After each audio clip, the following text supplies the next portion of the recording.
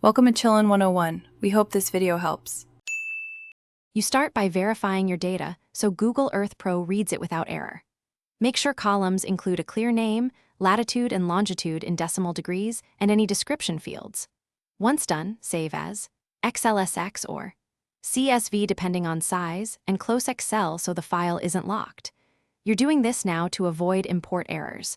Precise coordinate format matters because Google Earth needs decimal degrees to place points accurately on the globe. You'll import the file next. Open Google Earth Pro and choose File, Import. Select your saved CSV or XLSX and follow the import wizard prompts. Make sure to match the spreadsheet columns explicitly to latitude and longitude and map the name field to the placemark label. Then configure point appearance and icon style so your data is readable on the map. Finally, save the result as a KML or KMZ. That lets you preserve styles, and you finish by validating every placemark visually and in the Places panel. Pan and zoom to confirm coordinates align with real locations. If points are off, make sure the spreadsheet used decimal degrees and not degrees/minutes/seconds. Convert and re-import.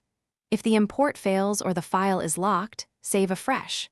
CSV copy, restart Google Earth Pro, and import that copy. One key tip: mismatched column mapping is the most common issue. Rerun the import.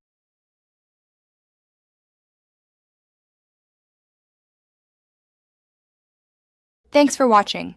Consider subscribing if we helped you.